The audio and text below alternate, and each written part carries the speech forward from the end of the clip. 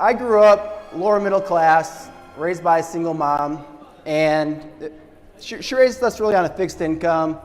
She was on disability from probably the time I was like 6 or 7. And, lack of money and the stress that comes with that was really present on a daily basis in my life. And from a young kid, it planted the seed in my heart to just want to be wealthy. A lot of kids want to be a firefighter or a police officer, teacher.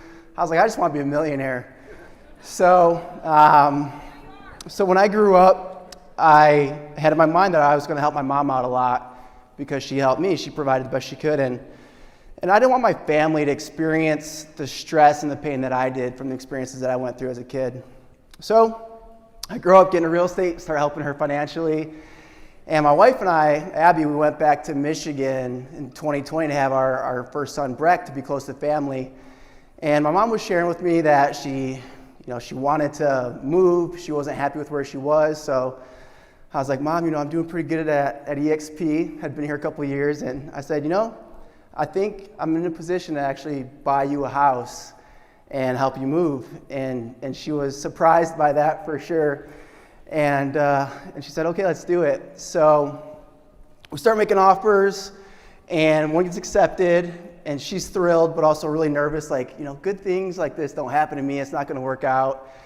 So my wife hadn't seen it yet, so we scheduled a showing to show my wife, Abby, the house. And my mom's, it was so cute. She's like so excited going around giving my wife the tour, and Abby's videotaping it to have that memory. And we still had inspections to go through, the appraisal for the mortgage.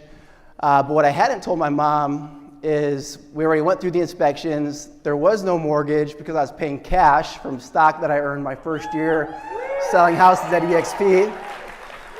And we were set to close June 20th, but this was early June, so a little ahead of schedule, and she was still super nervous, and I'm like, I had to surprise her. So I go, Mom, I was like, I don't think we're going to be able to close June 20th. And I see like the doubt, the fear, the discouragement rush to her face. And then I said, well, I'll just show you the video.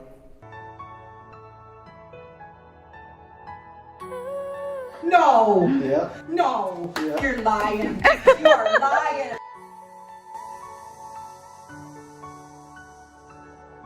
No. Are you serious? Oh my God.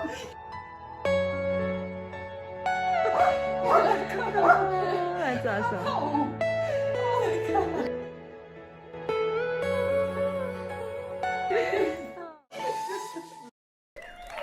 Thank you. Thank you. Now, if the only thing I ever did at EXP was sell houses and earn free stock, like a moment like that, I think you guys would agree, would be so worth it. However, we have this little thing called revenue share at EXP. Who came here to hear about rev share and actually make some rev share, make some more rev share? All right.